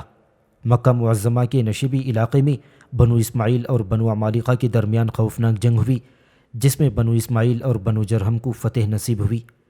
اس طرح بنو عمالقہ کی شکست کے بعد مکہ میں بنو جرہم کی سلطنت خوب مستحکم ہوئی، جو 3 سال تک قائم رہی۔ یہاں تک کہنے کے بعد یوناف تھوڑی دیر کے لیے رکا، پھر اپنا سلسلہ کلام جاری رکھتے ہوئے کہنے لگا، سنو کیرش، گو بنو جرہم مکہ میں ایک زبردست اور باوقار سلطنت کے مالک تھے، مگر جب انہوں نے حدود خداوندی کو توڑا، خلق خدا کو ظلم اور جور کا نشانہ بنایا، حرم محترم کی عزت و تکریم کو طاقت و تاراج کیا، باہر سے آنے والے مسافرین کی عزت و آبرو اور مال و متاع کو لوٹنا ان کا معمول بن گیا، اور بیت اللہ پر چڑھائی جانے والی نظر و نیاز کو نوالا تر بنایا، خانہ کعبہ پر دست تصرف دراز کیا، اور حد یہ کہ کعبہ کے اندر قبیلہ جرہم کے 2 یمنی مرد اور عورت اوصاف اور نائلہ نے بدکاری جیسے قبیح جرم کا ارتکاب کیا، تو پھر ان کے مقدر کا ستارہ گردش میں آ گیا، ان کا جاہ و جلال ذلت و خواری اور تباہی اور بربادی کا شکار ہو گیا۔ جب بنو جرہم اس ذلت، اس پستی، اس گناہ اور معصیت کا شکار ہوئے، تب ان کے بادشاہ عمرو بن حارث مفاز بن عمرو الجری نے اپنی قوم کا یہ حال دیکھتے ہوئے انہیں مخاطب کرتے ہوئے کہا، اے میری قوم، اللہ سے ڈرو، کعبۃ اللہ کی بے حرمتی سے باز آ جاؤ۔ تم اچھی طرح جانتے ہو کہ جس قوم نے بھی اس گھر کی عزت و حرمت کو پامال کیا تھا، وہ تباہ و برباد ہوئی، اور عمالقہ کی ذلت و رسوائی کی داستان تمہارے سامنے موجود ہے۔ ایسا نہ ہو کہ افعال بد کی پاداش میں خداوند تم پر کوئی دوسری قوم مسلط کر دے اور تم ذلیل و خوار ہو جاؤ۔ مگر قوم اپنے بادشاہ مفاز کی اس ناصحانہ باتوں کی پرواہ نہ کرتے ہوئے کہنے لگی، ہم بے حد عزت کرنے والے عرب ہیں، ہماری افرادی قوت زبردست ہے، ہمارے پاس سامان حرب و ضرب بے مثال ہے، ہمیں کون شکست دے سکتا ہے؟ اس پر مفاز نے اپنے لوگوں کی اصلاح کی پوری کوشش کی، لیکن جب اس نے دیکھا کہ قوم کی اصلاح کی اب کوئی امید نہیں، تو اس نے کعبہ شریف کی قیمتی اشیاء کو چاہے زمزم میں ڈال کر راتوں رات اسے مٹی سے بھر دیا تھا۔ اس نے سونے کے 2 ہرن جو کعبہ شریف میں رکھے ہوئے تھے، اس کے علاوہ خزانہ کعبہ، غلاف اور قلعہ داری تلواریں بھی چاہے زمزم میں دفن کر دیں، اور زمزم کو اس نے بھر دیا تھا۔ پھر ایسا ہوا کہ بنو جرہم کی بدبختی ہوئی، اور وہ اس طرح کے بنو خزاعہ پر حملہ آور ہوئے۔ یہ قبیلہ سبا میں آباد تھا، پر ایک کاہن نے پیشن گوئی کی کہ سبا کا بند ٹوٹ جائے گا اور سیلاب ہر طرف تباہی مچا دے گا۔ ڈر کے مارے اکثر قبائل وہاں سے وطن چھوڑ کر مختلف مقامات پر آباد ہو گئے۔ اس طرح خزاعہ بھی ترک وطن کر کے متفرق شہروں سے گزرتے ہوئے مکہ مکرمہ جا پہنچے، وہاں اس نے اقامت کا ارادہ کر لیا۔ پھر بنو خزاعہ کے سردار عمرو بن لحی نے اپنے ایک سردار کو سرداران مکہ کے پاس بھیجا کہ ہمیں یہاں کچھ عرصے تک قیام کی اجازت دے دی جائے، مگر مکہ کے سردار بنو خزاعہ کی اس گزارش پر سخت غضبناک اور برہم ہوئے، اور انہوں نے پوری شدت سے انکار کر دیا اور بنو خزاعہ کو وہاں رہنے سے منع کر دیا۔ اس پر بنو خزاعہ کے سردار عمرو بن لحی نے قسم کھا کر کہا کہ اگر انہیں بخوشی مکہ میں رہنے کی اجازت نہ دی گئی تو وہ بزور شمشیر یہاں رہیں گے۔ یہاں تک کہنے کے بعد یوناف چند لمحوں کے لیے رکا، پھر وہ کیرش کو مخاطب کرتے ہوئے کہنے لگا، سنو کیرش، بنو خزاعہ کا سردار عمرو بن لحی وہی بدبخت انسان تھا جس نے عرب میں بت پرستی کی بنیاد ڈالی۔ اس سے پہلے اہل عرب بت پرستی کی لعنت سے قطعاً ناآشنا تھے۔ یہ عمرو بن لحی ایک بار ارض شام میں کسی ضرورت کو گیا، وہاں بلقا کے شہر معارب میں قوم عمالیق کو اس نے بت پرستی کرتے دیکھا۔ یہ صورتحال دیکھتے ہوئے عمرو بن لحی بڑا خوش ہوا، اور قوم عمالیق سے وہ حبل نام کا ایک بت خرید لایا، جسے کعبہ کے اندر زمزم پر نصب کر کے اس کی عبادت شروع کروا دی گئی۔ بہرحال جب بنو جرہم نے بنو خزاعہ کو مکہ میں آباد ہونے سے منع کر دیا تو بنو خزاعہ جنگ پر اتر آئی۔ بنو جرہم اور بنو خزاعہ میں خوفناک جنگ ہوئی، اور یہ جنگ 3 دن تک جاری رہی۔ خوب کارزار گرم رہا۔ بالآخر بنو جرہم کو شکست ہوئی اور خزاعہ غالب اور فاتح رہی۔ انہوں نے مکہ پر قبضہ کر لیا۔ اس طرح مکہ پر جرہم کے بجائے بنو خزاعہ کی حکومت قائم ہو گئی۔ اسی دوران بنو اسماعیل کے کچھ لوگ بنو خزاعہ کی خدمت میں حاضر ہوئے اور ان سے مکہ میں رہائش کی اجازت طلب کی، اور بنو خزاعہ نے بنو اسماعیل کو مکہ میں رہنے کی اجازت دے دی۔ اس طرح بنو خزاعہ کو مکے پر حکمرانی کرتے ہوئے تقریباً 500 سال گزر چکے تھے، اور آج کل ان کا ایک بادشاہ خلیل بن حبشیہ مکے کا حکمران ہے۔ یہاں تک کہنے کے بعد یوناف جب خاموش ہوا تو کیرش بڑی ممنونیت اور بڑی شکر گزاری سے یوناف کی طرف دیکھتے ہوئے کہنے لگی، میں آپ کی ممنون ہوں کہ آپ نے مجھے مکے کے حکمرانوں اور ان کی قدیم تاریخ کے متعلق تفصیل سے بتایا۔ اب ہم دونوں میاں بیوی اسی صحرائی سرائے کے اندر قیام کرنے کے بعد حالات کا جائزہ لیں گے اور دیکھیں گے کہ قصی بن کلاب اپنے آپ کو اب یہاں کیسے کامیاب کرتا ہے۔ جس حج کے کاروان کے ساتھ یہ ارض شام سے یہاں آیا تھا وہ کاروان تو واپس جا چکا ہے، حتیٰ کہ اس کا بھائی رباح بن ربیہ بھی اس کاروان کے ساتھ واپس لوٹ چکا ہے۔ اب دیکھنے کی بات یہ ہوگی کہ قصی بن کلاب اکیلا یہاں رہ کر کس قدر کامیابیاں حاصل کرتا ہے۔ کیرش شاید مزید یوناف سے کچھ کہتی کہ یوناف بیچ میں بول پڑا اور کیرش کو مخاطب کرتے ہوئے کہنے لگا، کیرش چلو اٹھو، کھانا کھانے چلیں، بھوک لگی ہے۔ کیرش کچھ کہتے کہتے رک گئی اور خاموشی کے ساتھ اٹھی اور یوناف کے ساتھ ہو لی تھی۔ پھر دونوں میاں بیوی کھانا کھانے کے لیے سرائے کے بھٹیار خانے کی طرف چلے گئے تھے۔ اس سال جب حجاز کا میلہ لگا تو اس میلے میں قصی بن کلاب نے بھی شرکت کی تھی۔ اس میلے میں جو گھوڑ دوڑ، نیزہ بازی اور فنون حرب و ضرب کے دوسرے مقابلے ہوئے تھے ان سب میں قصی بن کلاب نے نمایاں حیثیت حاصل کی۔ یہ میلہ کئی روز تک جاری رہا۔ آخری روز جب اس میلے کا شام کے وقت اختتام ہونا تھا اور لوگ اپنے اپنے گھروں کو جانے کی تیاریاں کر رہے تھے، ایک بوڑھا بڑی تیزی سے قصی بن کلاب کے پاس آیا اور اسے مخاطب کرتے ہوئے کہنے لگا، دیکھ کلاب کے بیٹے، میں جانتا ہوں تو ابھی ان سرزمینوں میں نیا ہے، پر ان مقابلوں میں حصہ لے کر اور ہر مقابلے میں نمایاں کامیابی حاصل کر کے تو نے شہرت اور عزت کا وہ مقام حاصل کر لیا ہے جو برسوں سے یہاں رہنے والے کسی نوجوان کو نصیب نہ ہوا۔ ابن کلاب، مجھے ایک ایسی ہستی نے تمہاری طرف بھیجا ہے جو ان سرزمینوں میں بڑی صاحب حیثیت اور بڑی ذی وقار ہے، وہ تم سے ملنا چاہتی ہے۔ اس پر قصی بن کلاب نے بڑے تجسس، بڑی حیرانی سے اس بوڑھے کی طرف دیکھتے ہوئے پوچھا، کون مجھ سے ملنا چاہتا ہے؟ اس پر وہ بوڑھا بولا، حبیب بنت خلیل بن حبشہ تم سے ملنا چاہتی ہے۔ اس پر قصی بن کلاب نے اس بوڑھے کو مخاطب کرتے ہوئے پوچھا، یہ حبی کون ہے اور اس کا باپ خلیل بن حبشہ کون ہے؟ اس پر قصی بن کلاب کو مخاطب کرتے ہوئے وہ بوڑھا کہنے لگا، اے نوجوان، تو ابھی نہیں جانتا یہ خلیل بن حبشہ کون ہے؟ وہ مکے کا حاکم اور حکمران ہے، جبکہ حبی اس کی اکلوتی بیٹی ہے۔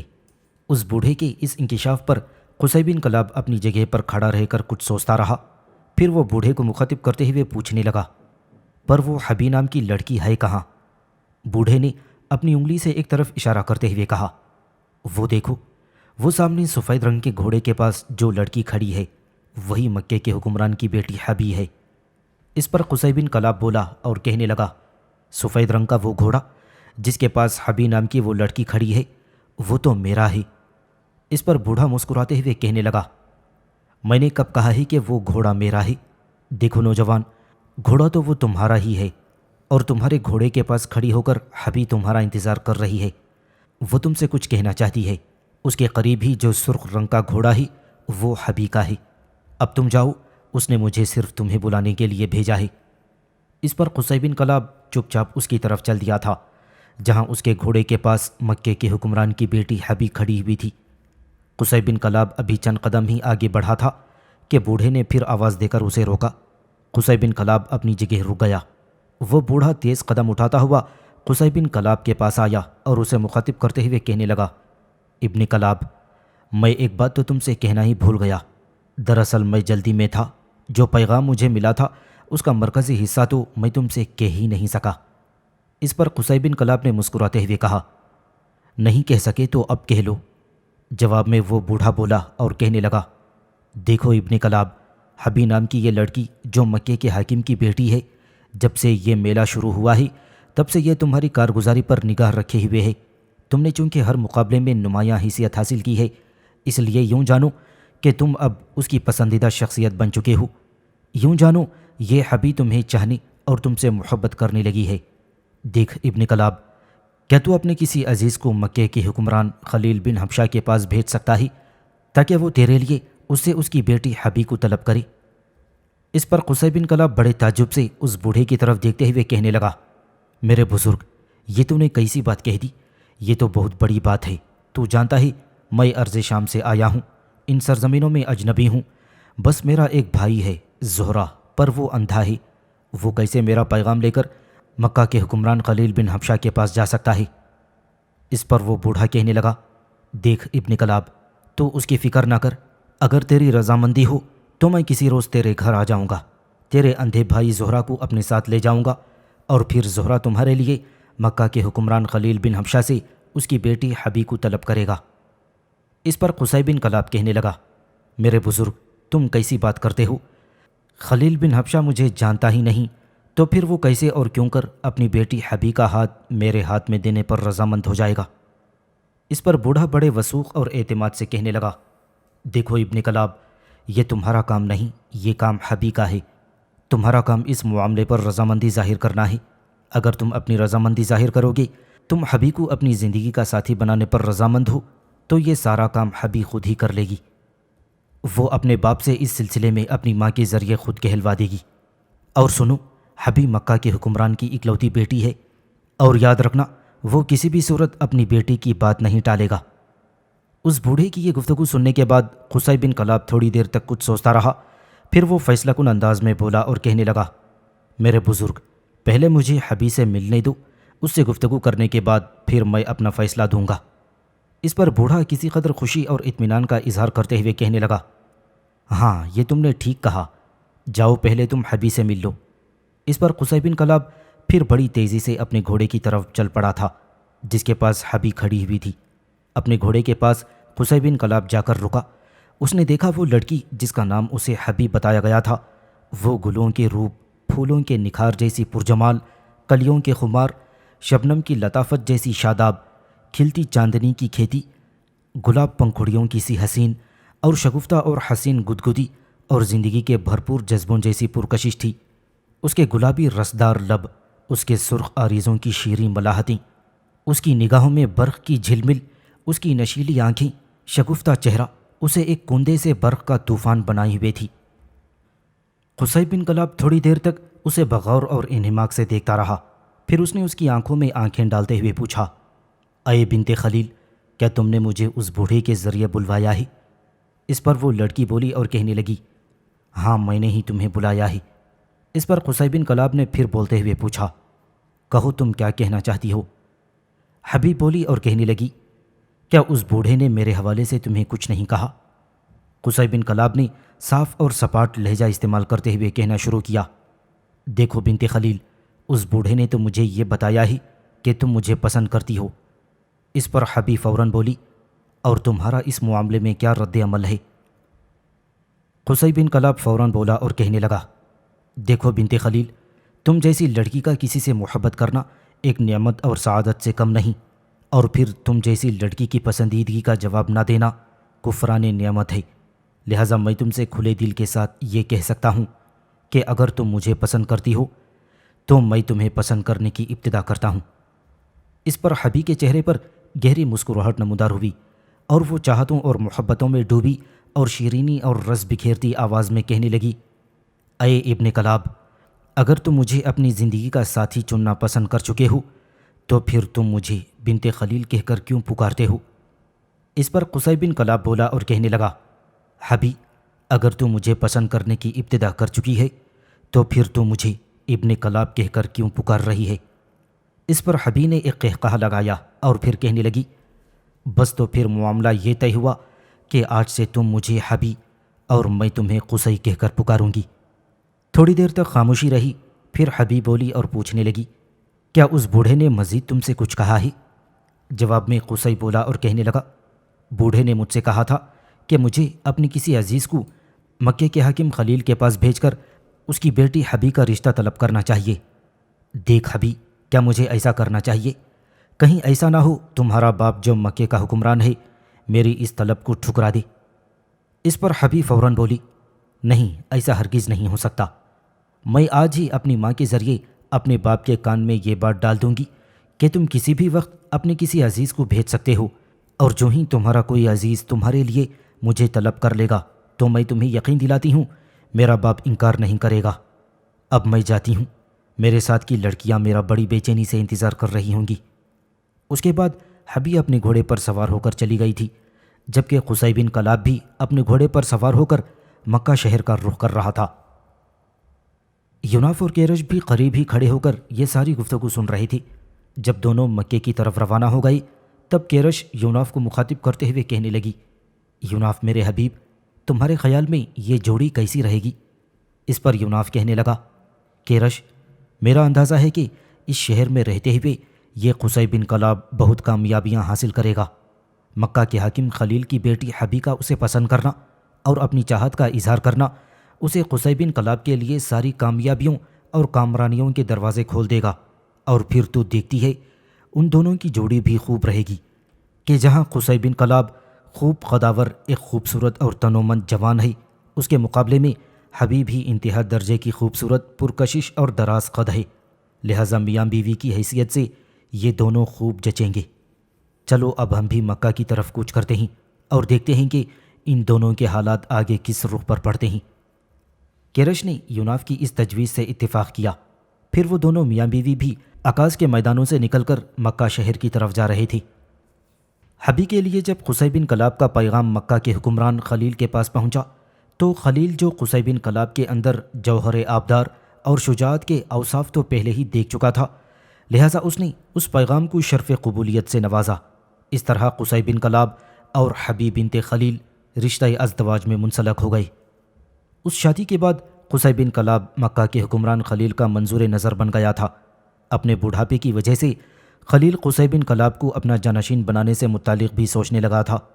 بوڑھا اور لاغر ہونے کی وجہ سے کعبۃ اللہ کی چابیاں کبھی کبھی خلیل حبی اور قصی بن کلاب کے حوالے کر دیتا، چنانچہ وہ دونوں میاں بیوی کعبے کا دروازہ کھول کر زیارت کراتے۔ جب بیماری کے باعث انتقال ہونے لگا تو اس نے کعبے کی تولیت قصی بن کلاب ہی کے سپرد کر دی۔ یہ بھی بتایا جاتا ہے کہ خلیل کی وفات کے بعد اس کے بیٹے ابو خشام سے قصی بن کلاب نے ایک مشکیزہ شراب کے عوض کعبے کی تولیت خرید لی تھی۔ جب قصی اور حبی کی اولاد کی شرافت معزز اور مسلم مانی جانے لگی اور مال و دولت میں بھی قصی کے پاس فراوانی ہو گئی تو قصی کے دل میں مکہ معظمہ کی حکومت کا شوقین انگڑائیاں لینے لگا۔ اس کا خیال تھا کہ مکہ کے موجودہ حکمران بنی خزاعہ کی نسبت مکہ کی حکومت اور کعبے کی تولیت میں زیادہ حقدار ہوں، کیونکہ میں سیدنا اسماعیل علیہ السلام کی خالص اولاد قریش میں سے ہوں، لہٰذا قریش کا زیادہ حق بنتا ہے کہ وہ ان علاقوں کی حکمرانی اور کعبے کی تولیت کے مالک بنے۔ یہ مقام حاصل کرنے کے لیے قصی بن کلاب نے قبیلہ بنو کنانہ اور ارض شام میں اپنے سوتیلے باپ کے قبیلہ خزاعہ سے مدد طلب کی۔ قریش کے قبیلے بنی کنانہ نے فوراً اپنے مسلح جوان قصی بن کلاب کی سرکردگی میں دے دیے تھے، جبکہ چند ہی دن بعد قصی بن کلاب کا بھائی رضا بن ربیعہ بھی اپنے قبیلے کا لشکر لے کر اس کے پاس پہنچ گیا۔ جب قصی بن کلاب کو یہ طاقت اور قوت حاصل ہو گئی تو سب سے پہلے اس نے مکہ کے قبیلہ صوفہ کے خلاف حرکت میں آنے کا ارادہ کر لیا تھا۔ قبیلہ صوفہ حج کے دوران عرفہ کے بعد لوگوں کو ارکان حج کی اجازت دیتا تھا۔ اس کی ابتدا اس طرح ہوئی کہ قبیلہ صوفہ کے ایک شخص غوث کی والدہ کے ہاں اولاد نہیں ہوتی تھی۔ اس نے اللہ تعالیٰ کے نام نظر مانی کہ اگر اس کے ہاں بیٹا ہوا تو اسے کعبے کی خدمت کے لیے وقف کر دے گی۔ جب خداوند نے اس کا لڑکا عنایت فرمایا تو اس کا نام غوث رکھا۔ ماں نے اپنی نظر پوری کی اور غوث اپنے ماموں کے ساتھ مل کر بیت اللہ کی خدمت پر مامور رہا۔ مزدلفہ سے رمی کے لیے سب سے پہلے قبیلہ صوفہ ہی آیا کرتا تھا۔ جب اس قبیلے کے لوگ رمی سے فارغ ہو جاتے تب دوسرے لوگوں کو رمی کرنے کی اجازت دی جاتی تھی۔ اب قصی نے یہ فیصلہ کر لیا تھا کہ اب یہ خدمت وہ خود ہی انجام دیا کرے گا، چنانچہ وہ اپنے لاؤ لشکر کے ساتھ مینا میں جمرات کے پاس پہنچ گیا، اور جب قبیلہ صوفہ اپنے قدیم دستور کے مطابق وہاں پہنچے تو قصی نے مزاحمت کی اور کہا کہ ان خدمات کے انجام دینے میں ہم تمہاری نسبت زیادہ حقدار ہیں۔ فریقین کے درمیان مینا کے مقام پر ہولناک جنگ ہوئی، طریفین کے بے شمار آدمی مارے گئے۔ اس جنگ میں بنی صوفہ کو بدترین شکست ہوئی، قصی بن کلاب کو غلبہ اور فتح نصیب ہوئی۔ اس جنگ میں قصی بن کلاب کے بھائی ذرا بن ربیعہ نے بہترین خدمات دی تھیں۔ جب قبیلہ صوفہ کو شکست ہوئی اور دشمن کا زور ٹوٹ گیا تب رضا بن ربیعہ یعنی قصی کے بھائی نے قصی سے درخواست کی کہ لوگوں کو اب رمی کے لیے جانے کی اجازت دے دی جائے، چنانچہ اپنے بھائی رضا بن ربیہ کے کہنے پر قصی نے لوگوں کو رمی کی اجازت دے دی۔ اب قصی کی اس کامیابی اور فتح پر مکہ اور ان سرزمینوں کا حکمران قبیلہ خزاعہ چونک پڑا۔ انہیں فکر دامنگیر ہوئی کہ کہیں مکہ کی حکومت ان سے نہ چھین لی جائے۔ چنانچہ انہوں نے قصی بن کلاب سے جنگ کرنے کا عزم کر لیا۔ چنانچہ مکہ کے نواح میں قصی بن کلاب اور بنی خزاعہ کے درمیان ہولناک جنگ ہوئی۔ اس جنگ میں بھی قصی بن کلاب کا بھائی رضا بن ربیہ اس کے ساتھ ساتھ تھا۔ قصی بن کلاب کی خوش قسمتی کہ عین اس موقع پر جبکہ جنگ زوروں پر تھی تو بنو خزاعہ نے صلح کا پیغام بھیجوایا۔ دراصل بنو خزاعہ کو پتہ چل گیا تھا کہ اگر جنگ تھوڑی دیر مزید جاری رہی تو قصی بن کلاب کے مقابلے میں انہیں بدترین شکست ہوگی، لہٰذا انہوں نے صلح کی درخواست دی۔ آخر ایک شخص یعمر بن عوف کو حاکم اور ثالث مقرر کر دیا گیا اور یہ کہا گیا کہ اس کا فیصلہ فریقین کو قبول کرنا ہوگا۔ اب یعمر بن عوف نے فیصلہ دیا کہ قصی بن کلاب مکہ کی حکومت اور تولیت کعبہ کا بنی خزاعہ سے زیادہ مستحق ہے، اور جس قدر لوگ قصی اور اس کے لشکریوں کے ہاتھوں قتل ہوئے ہیں ان کا خون بہا اس کے ذمے نہیں، اور نہ ہی اس سے کوئی باز پرس کی جائے گی، اور جتنے آدمی بنی خزاعہ اور اس کے حمایتی قبیلے بنو بکر کے ہاتھوں قتل ہوئے ہیں ان کا خون بہا ان کے ذمے واجب الادا ہوگا۔ اس فیصلے کے بعد مکہ کی حکومت قصی کے سپرد کر دی گئی تھی۔ اس طرح قبیلہ خزاعہ سے مکہ کی حکومت قریش میں منتقل ہو گئی تھی۔ کیرش سرائے کے کمرے میں اکیلی بیٹھی تھی جبکہ یوناف کہیں باہر گیا ہوا تھا۔ تھوڑی دیر بعد یوناف بھی اس کمرے میں داخل ہوا اور کیرش کو مخاطب کرتے ہوئے کہنے لگا، کیرش میں تمہیں مبارکباد دیتا ہوں۔ اس پر کیرش بولی اور بڑے تجسس اور حیرت سے یوناف کی طرف دیکھتے ہوئے پوچھنے لگی، آپ مجھے کیسی مبارکباد دے رہے ہیں؟ اس پر یوناف بے پناہ خوشی کا اظہار کرتے ہوئے کہنے لگا، کیرش بنو خزاعہ اور بنو بکر کے مقابلے میں قصی بن کلاب اور اس کے بھائی زرا بن ربیہ کو بہترین فتح نصیب ہوئی ہے۔ اس فتح کے نتیجے میں اب مکے کی حکمرانی بنو خزاعہ سے قریش میں منتقل ہو گئی ہے اور اب قصی بن کلاب مکے کا حکمران ہو گیا ہے۔ یوناف کے اس انکشاف پر کیرش کے لبوں پر بھی مسکراہٹ پھیل گئی اور وہ بھی جواب میں کہنے لگی، قصی کی اس کامیابی پر میں بھی آپ کو مبارکباد دیتی ہوں۔ کیا ایسا نہ کریں کہ ہم دونوں میاں بیوی چلیں اور اس فتح مندی اور حکمرانی میں قصی بن کلاب کو مبارکباد دیں؟ یوناف نے کیرش کی اس تجویز سے اتفاق کیا۔ پھر وہ دونوں میاں بیوی سرائے سے نکل گئے تھے۔ نتیاس کے محل میں سلیوک اور اوغار دونوں میاں بیوی محل کے وسطی کمرے میں بیٹھے ہوئے تھے کہ اچانک ان کے سامنے نتیاس نمودار ہوا۔ نتیاس کو دیکھتے ہی سلیوک اور اوغار دونوں اپنی جگہ پر اٹھ کھڑے ہوئے۔ اشارے سے نتیاس نے ان دونوں کو بیٹھنے کے لیے کہا۔ جب وہ دونوں اپنی نشستوں پر بیٹھ گئے تب نتیاس بھی ان کے سامنے ایک نشست پر بیٹھا۔ پھر وہ ان دونوں کو مخاطب کرتے ہوئے کہنے لگا، سنو میرے دونوں عزیزوں، میں تمہارے لیے ایک خوشخبری رکھتا ہوں۔ اس پر اوغار نے چونک کر پوچھا، میرے آقا کیسی خوشخبری آپ لائے ہیں؟ اس پر نتیاس گہری مسکراہٹ میں کہنے لگا، تم دونوں کے لیے خوشخبری یہ ہے کہ یوناف اور کیرش دونوں میاں بیوی یہاں سے دفع ہو چکے ہیں۔ کئی ماہ گزر چکے ہیں، وہ اپنی قبرستان کی رہائش گاہ میں نہیں دیکھے گئے۔ بستی کے کچھ لوگوں کا کہنا ہے کہ نتیاس کے محل میں رہنے والی بدروحوں سے ڈر کر بھاگ گئے ہیں۔ میں سمجھتا ہوں ان کا یہاں سے چلا جانا ہمارے لیے بڑا سود مند اور منافعت بخش ہے۔ اس پر سلیوک بولا اور کہنے لگا، میرے آقا اگر یوناف اور کیرش واقعی یہاں سے ہمیشہ کے لیے جا چکے ہیں تو میں سمجھتا ہوں کہ یہ ہماری خوش قسمتی ہے۔ ویسے میرے آقا ان سے متعلق میں ایک بات ضرور کہوں گا، آج تک ہمیں کسی ایسے خونخوار اور درندہ صفت دشمن سے پالا نہیں پڑا۔ اگر وہ دونوں میاں بیوی یہاں ہمارے مقابلے میں جم جاتے تو مجھے خدشہ لاحق ہو گیا تھا کہ ایک نہ ایک روز وہ ہم دونوں کو اپنے سامنے مغلوب کر لیں گے۔ اس پر نتیاس بولا اور کہنے لگا، دیکھو سلیوک، تمہارے اندازے کسی حد تک درست ہیں، اس لیے کہ ان دونوں کے پاس بے شمار قوتیں تھیں۔ اگر کوئی عام آدمی ہمارے مقابلے میں ہوتا تو ابھی تک میں اسے پانی کی طرح کھنگال کر رکھ دیتا، لیکن میں نے اندازہ لگایا کہ ان دونوں میاں بیوی کے پاس بے شمار سری قوتیں ہیں جن کو استعمال کرتے ہوئے انہوں نے ہمیشہ اپنے سامنے مغلوب ہی کرنے کی کوشش کی ہے، اور اس میں انہیں اکثر و بیشتر کامیابی حاصل ہوئی ہے۔ بہرحال تم لوگ اب خوش اور مطمئن رہو کہ وہ دونوں میاں بیوی یہاں سے جا چکے ہیں۔ اس کے ساتھ ہی نتیاس اپنی سری قوتوں کو حرکت میں لایا اور وہاں سے غائب ہو گیا تھا۔ مکے کا حکمران بننے کے بعد مکے کی تمدنی، معاشرتی اور معاشی اور سیاسی ترقی کے لیے قصی بن کلاب نے ایسے عظیم الشان کارنامے انجام دیے جن کی یادگار عرصہ دراز تک قائم رہی، اور قوم کو ترقی کی جس شاہراہ پر قصی بن کلاب نے گامزن کیا وہ بتدریج اپنے اوج کمال کو پہنچ گئی۔ اس نے اپنی حکمرانی کے دوران چند بہترین کام سر انجام دیے تھے۔ پہلا کام شورائے حرام کی رسم کی ابتدا کرنا تھا۔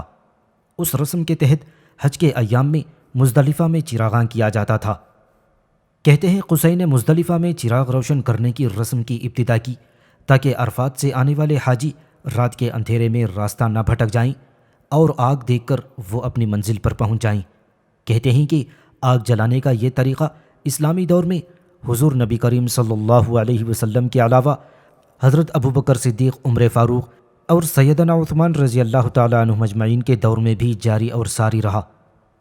قصی بن کلاب کا دوسرا سب سے بڑا کام یہ تھا کہ اس نے کعبے کے قریب ہی ایک بیش بہا قیمتی اور ذیشان محل تعمیر کروایا جس کا دروازہ کعبے کی طرف کھلتا تھا۔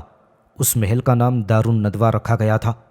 قریش جب کسی خاص اور اہم کام کا مشورہ کرنا چاہتے تو اب اسی محل میں جمع ہو کر باہم مشورہ کیا کرتے تھے، اور یہ قریش کا شورائے حال یا پارلیمنٹ ہاؤس تھا۔ ندوہ کا ماخذ ندی ہے اور ندی کا معنی مجمع قوم ہے۔ قوم کے اجتماع کی جگہ کو دار الاجتماع، ندوہ یا دار الندوہ کہا گیا۔ ہر قسم کے اجلاس سے متعلق امور بھی یہیں طے کیے جاتے تھے۔ جنگی تیاریوں کے انتظامات کے متعلق امور بھی یہیں سے طے پاتے تھے۔ شادی بیاہ کی رسوم اور دیگر قومی تقریبات بھی اسی جگہ منعقد ہوتی تھیں۔ تجارتی قافلے جب مکہ سے روانہ ہوتے تو ان کی قافلہ بندی اسی حال میں کی جاتی تھی، اور جب وہ سفر سے واپس آتے تو قصی کے فضل و شرف کا اعتراف کرنے کے لیے پہلے دار الندوہ ہی میں اترتے تھے۔ قصی کے انتقال کے بعد دار الندوہ کا محل اس کے بیٹے عبدالدار کے تصرف میں آیا۔ بعد میں عبدالدار سے حکیم بن خرام کی ملکیت میں آیا، جس نے امیر معاویہ کے عہد خلافت میں 1,00,000 درہم میں فروخت کر دیا تھا۔ اس پر لوگوں نے انہیں طعنہ زنی کی کہ حکیم نے باپ دادا کی عزت و شرف کو بیچ ڈالا، جس کے جواب میں حکیم بن خرام نے کہا، اسلام آ جانے کے بعد عزت و شہرت صرف اللہ تعالیٰ کی بندگی اور اطاعت میں ہے۔ ایک وقت وہ بھی تھا جب زمانہ جاہلیت میں یہ مکان شراب کے ایک مشکیزے کے عوض فروخت ہوا تھا، جبکہ میں نے تو 1,00,000 درہم میں فروخت کیا ہے۔ قصی بن کلاب کا تیسرا سب سے بڑا کام سقایا اور وفادہ کا ہے، یعنی حجاج کو پانی پلانا اور کھانا کھلانا۔ غریب اور نادار حجاج کو ایام حج میں کھانا کھلانا خدام حرم کا سب سے بڑا منصب تھا۔ قصی نے حرم میں قریش کے مجمع سے خطاب کرتے ہوئے کہا تھا کہ تم خداوند کے زیر پناہ ہو، اہل حرم اور خانہ خدا کے متولی ہو، اور حاجی حضرات خداوند کے معزز مہمان ہیں، اس کے گھر کے زائر ہیں، وہ تمام مہمانوں میں زیادہ عزت و تکریم کے حقدار ہیں، لہٰذا تم حج کے ایام میں ان کے لیے کھانے اور پینے کا انتظام کیا کرو، ان کی خدمت اور مہمان نوازی اس وقت تک جاری رکھو جب تک کہ وہ مکہ مکرمہ سے رخصت نہیں ہو جاتی۔ قریش نے اپنے سردار قصی بن کلاب کے اس حکم پر خلوص دل سے لبیک کہا اور برضا و رغبت اپنے مال سے حصہ نکال کر قصی کے سپرد کر دیتے، جس سے سال بھر میں معقول رقم جمع ہو جاتی۔ پھر اس مال سے حج کے دنوں میں مکہ معظمہ اور مینا میں حاجیوں کے لیے کھانے کا انتظام کیا جاتا۔ اس کے علاوہ ان کے لیے پانی کی سہولت بہم پہنچائی جاتی۔ مینا اور عرفہ میں چرمی ہاؤس بنا کر ان میں پانی جمع کر دیا جاتا تھا، جس سے حاجی سیراب ہو جاتے تھے۔ یہ طریقہ قصی کی قوم میں مسلسل جاری رہا، یہاں تک کہ آفتاب اسلام طلوع ہوا اور اس رواج کو اور بھی زیادہ تقویت پہنچائی گئی۔ جب قصی بن کلاب بیت اللہ کی تولیت اور مکہ مکرمہ کی حکومت پر پوری طرح قابض ہو گیا تو اس نے اپنی قوم کو تمام اطراف سے بلا کر مکے میں آباد کر دیا۔ کعبہ سے تھوڑے فاصلے پر چاروں طرف سے اس نے قریش کے مکانات بنوائی۔ کعبہ اور مکانات کے درمیان فاصلے کا نام اس نے المفروش رکھا، جسے اب حرم یا مطاف کہا جاتا ہے۔ مکانات کے دروازے بیت اللہ کی طرف رکھوائی اور ہر 2 مکانوں کے بعد راستہ رکھا گیا تاکہ حرم میں آنے کی آسانی ہو۔ جو منصب اور خدمات اہل مکہ کے سپرد تھی وہ اس نے اپنی قوم قریش کے لوگوں کو دے دیں۔ اس کا خیال تھا کہ جو خدمات ان لوگوں کے سپرد کی گئی ہیں وہ دین کا جز بن گئی ہیں، انہیں تبدیل کرنا ناجائز اور ناروا ہے۔ قصی بن کلاب وہ شخص تھا جسے حکومت نصیب ہوئی اور ساری قوم نے اس کی اطاعت کی اور کعبے کی تمام خدمات مثلاً سقایا، حجابہ، رفادہ، ندوہ وغیرہ اس کے تصرف میں آئیں۔ اس نے خود مکہ معظمہ کے بالائی حصے میں اقامت اختیار کی۔ قصی بن کلاب نے حاجیوں کی خدمت اور وزیداری کے پیش نظر سقایا کی خدمت میں بہت زیادہ جدت پیدا کی۔ حاجیوں کے لیے نہایت خوشگوار قسم کے پانیوں کا انتظام وہ کرتا، پھر اس پانی میں کھجور اور انگور نچوڑ کر اور زیادہ اسے خوش ذائقہ بنا دیا جاتا۔ مکہ والوں کے لیے وہ بے حد پسندیدہ مشروب تھا۔ اس طرح رفادہ کا انتظام بھی خوب کیا گیا۔ جب تک حاجی مکہ مکرمہ میں رہتے ان کو مقدور بھر نہایت عمدہ اور اعلیٰ قسم کا کھانا کھلایا جاتا۔ یہ طریقہ خلفائے راشدین کے دور تک جاری رہا۔ اس کے بعد بھی جو ملوک اور سلاطین برسر اقتدار آئی انہوں نے اس نیک دستور کو قائم رکھا۔ تجارت اور سوداگری عربوں کا قدیم اور باعزت پیشہ خیال کیا جاتا تھا۔ قصی نے قریش کے کاروان تجارت کو منظم کیا اور قصی کے ہی حکم سے موسم سرما میں یمن سے تجارت کی جاتی اور گرمی میں ملک شام سے تجارت کا سلسلہ بڑھایا جاتا۔ قریش کے بیوپاری ایشیائی کوچک تک بھی جاتے تھے۔ اگرچہ عرب میں لوٹ مار اور بدامنی کا عام دور تھا مگر قریش کے کاروان تجارت بے خطر آیا جایا کرتے تھے۔ چونکہ قریش کا وطن مکہ مکرمہ تھا کہ جہاں کعبۃ اللہ ہے اور کعبے کی عظمت اہل عرب کے دلوں میں گھر کر گئی تھی، اس لیے وہ قریش کو جیران اللہ یعنی اللہ کے پڑوسی سمجھتے تھے اور ان کی عزت و تکریم کرتے تھے۔ اسی بنا پر ان کے قافلوں کو رہزنی کا خدشہ نہیں تھا۔ تمام تجارتی قافلے ہر جگہ سے ذی قعدہ کے مہینے میں مکہ لوٹ آتے اور غالباً اس مہینے کا نام ذی قعدہ یعنی بیٹھنے کا مہینہ اسی وجہ سے رکھا گیا تھا کہ اس ماہ میں قریش کے سارے تجارتی کاروان مکہ میں داخل ہو کر آرام سے بیٹھ جاتے تھے۔ ایک قدیم عیسائی مورخ لکھتا ہے کہ قریش کے قافلے 2-3 ہزار اونٹوں پر مشتمل ہوا کرتے تھے جن پر سونا، چاندی، چمڑا، گھی اور دوسرا سامان تجارت ہوتا، جن کے ساتھ 200-300 آدمی ہوا کرتے تھے۔ قصی بن کلاب کے 4 بیٹے تھے، عبد الدار، عبد العزیٰ، عبد مناف اور عبد۔ جب قصی کا وصال ہو گیا تو اس کی تدفین کے بعد اس کے بیٹے عبد مناف کو اس کا جانشین مقرر کر دیا گیا۔ قریش کے تمام امور اسے تفویض کیے گئے تھے۔ قصی نے قوم کی بہبود کی خاطر جو محلات تعمیر کرنا شروع کیے تھے ان کی تکمیل اس کے بیٹے عبد مناف نے کی، بلکہ کئی اور بھی اس نوعیت کے محلات اس نے بنوائے۔